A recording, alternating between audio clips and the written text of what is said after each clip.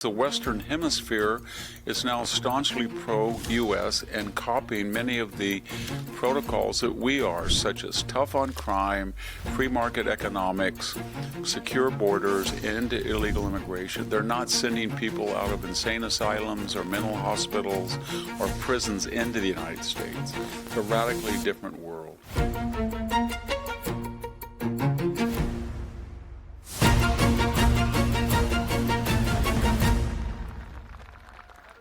Hello, this is Victor Davis Hanson for the Daily Signal. The world that we're looking at today is radically different than that just 5 years ago. Radically different in the sense that it is much more in the interest of the United States. And I know that seems controversial because Trump is written off as someone who is too fluid, volatile. His tweets, his verbiage can put people off. But that's the art of the deal, unpredictability of his nature. Some of it can be a drawback, some an advantage, but overall, it doesn't help analysis to just look at what he says. It's more important to see what he's done. Let's go through the world abroad as it is today systematically. Look at Latin America. 5 years ago, the Chinese were controlling through their surrogate companies the entry and exit to Panama. Russia and China were the de facto rulers of Venezuela, the second largest oil reserves in the world. A slew of communist governments had taken over South America. Cuba was still defiant. What's happened now? There are no Chinese influencers in Panama. We have said that John Kerry was wrong. The Monroe Doctrine is not anachronistic. It's very much alive. There have been pro-U.S. changes in government in Venezuela, maybe not immediately yet, but there will be. Colombia, Ecuador, Peru, Chile, Argentina. That's just a radical change. In other words, the Western Hemisphere is now staunchly pro-U.S. and copying many of the protocols that we are, such as tough on crime, free market economics, secure borders, end to illegal immigration. They're not sending people out of insane asylums or mental hospitals or prisons into the United States. It's a radically different world. Look at Europe. 5 years ago, Europe had been jawboned by Donald Trump in his first term to at least spend 2%. Only 6 nations, he jawboned them, he threatened them, 6 nations did so. Now, almost 30 of 32 nations have agreed to spend 2% GDP, but more importantly, they have now all agreed to spend 5%. Even the two free riders that are most notorious, Spain and Canada, yes, they do not spend 2%, and Spain has defied NATO's protocols and says it will not spend 5%. Canada, for all of self-righteousness, was running a $55 billion surplus with us. It was not patrolling its northern border as it should, and it was spending about 1.3% GDP on defense. And now it has pledged to spend not just 2%, but work its way up to the projected and desirable 5%. It's working to reduce its surplus. Spain has stopped all of this bellicose verbiage that's going to resist the United States. Why? Because Trump said, go your own way. We don't need you, and we don't want your products. And we don't even want your NATO base. Just be happy and go off on yourself and create the Spanish Empire again if you want. It worked. Spain said, no, we're a NATO member. You misunderstood us. So if you look at Europe today, they are going to spend probably $500 billion in further defense readiness. And more importantly, they're re-examining all of the things that weaken Europe. This green mania, they're going to bring back nuclear power, natural gas, oil production. It won't be rapid and there'll be resistance, but they know that that's the only recourse for them. They're going to secure their borders. They're going to start deporting people from Europe. In other words, Europe is going to be much stronger, and it will be more closely aligned with the United States, even though they might not say so. Russia is not getting sanctioned oil from Venezuela or Iran. None. There's been a radical change in the course of the Ukraine war, partly because Donald Trump said all targets are up for grabs. Ukraine, I made my peace with Zelensky, and if you want to hit refineries with your drones, go ahead. And oh, by the way, we're going to let you produce Patriot missiles. We'll give you a license to do so you can protect your cities.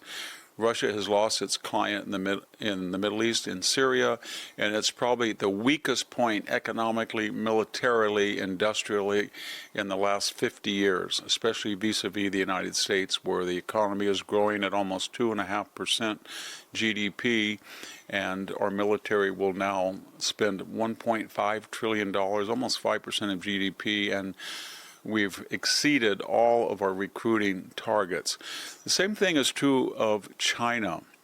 China was creating an enclave in the Belt and Road agenda in Latin America. It's out now. No toehold, no grip, nothing in Venezuela, nothing in Panama, no cheap oil. It was importing 14 million barrels a day. It can't afford that at the current price. It's down to 10 million barrels, and it can't get cheap oil on the sly either from Iran. Its defenses were shown to be shoddy when the Israeli Air Force destroyed Iran's air protective cover in about a day and a half. That was all Chinese and Russian supplied. Its economy is in bad shape. Its idea that it was going to run up these trillion-dollar surpluses forever is over with. And it's much, much weaker than it was 5 years ago. What it sees in Ukraine is not reassuring, nor in the Middle East, to invade Taiwan. And then finally, the Middle East. Did anybody ever believe that Israel would be supplying missile defense to Arab countries in the Gulf? Did any person ever believe that the supposedly indomitable, scary, terrifying, formidable Iran, 93 million people, with an unpredictable, theocratic terrorist regime who had killed more Americans through terrorism than anyone since 9/11? Did anybody believe that that would be taken and dealt with, and its military, nuclear, industrial complex would be neutered? And that's where it is today. And after it broke many of its protocols, I think we now are seeing the correct U.S. policy. What Trump is going to do is he's going to, the first time they continue to hit us, he hits them back. Disproportionately, 10 times more damage on them than they inflict, and the time is running out for them. At one point, he's going to take out all of the communications and transportation to China and Russia, either through the train tracks. He's already blown up a rail bridge, or through the Caspian Sea. He's going to hit dual use. He may hit generation plants, and Iran knows that. So I think the U.S. will say to them, we're going to do all this to you. You're not going to be able to be militarily capable for 10 or 20 years. You lost a half trillion. See you, wouldn't want to be you. And oh, by the way, we'll have a vestigial number of ships, and they're going to tell the Europeans and those in Asia, this is your strait. It's very critical to you, not to us. We'll help you organize an effort to keep it open. So what's the common denominator? Trump is very unpredictable. He has a very unusual style of diplomacy. It rankles people in the West. He can be crude, he can be uncouth, he can tweet at 3 in the morning. He can say one thing on Monday and change his mind on Tuesday.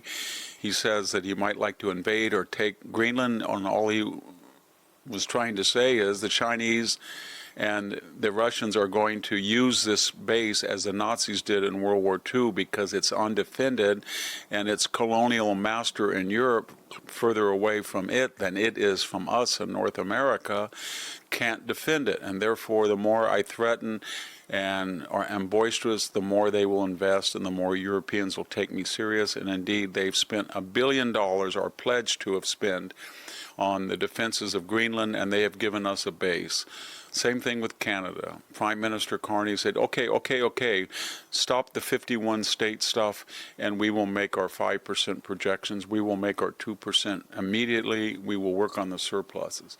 Because he's unpredictable, and that can be a drawback, as we've seen, and we'll leave it to historians to assess whether all of these triumphs he's achieved overseas were negated by the lack of goodwill or the damage to bilateral relations. I don't think that will be the case, but historians will adjudicate that. But the point I'm making is the world is much more in the interest of the United States than it was 5 years, and most of that is due excuse me, to the unpredictability of Donald Trump. Thank you very much. This is Victor Davis Hanson for the Daily Signal. Here's a question. As we approach our 250th, is it possible for us to turn around our education to restore civic leadership and enjoy summer vacation with our family all at the same time? Well, Mount Titano Media says yes. This is the book for our 250th and for all ages, Finding Our Words, Words That Made America. This collection of the greatest speeches delivered in American history, many almost entirely forgotten, displays those very words that defined and can still drive the American mission. And now you can take them anywhere this summer with the Audible edition. These words that moved the world are read by Michael Knowles, Andrew Klavan, Spencer Klavan, Bill Whittle, U.S. Army generals, and leaders in classical education. Every speech includes a powerful introductory essay written by acclaimed scholar Tracy Lee Simmons, whose preludes set the stage for a deeper understanding of each work. Mount Titano Media publishes single works and compilations of the greatest works of Western civilization for education at all levels and for independent lovers of learning and culture. Finding Our Words, Words That Made America, a great book for our 250th and always, is available now in paperback, hardcover, Kindle, Audible, and even in Spanish. Get your copies at Amazon and on the Mount Titano Media website. That's Mount Titano, Titano, MountTitanomedia.com. Visit www.mounttitanomedia.com. Thank you for tuning in to the Daily Signal.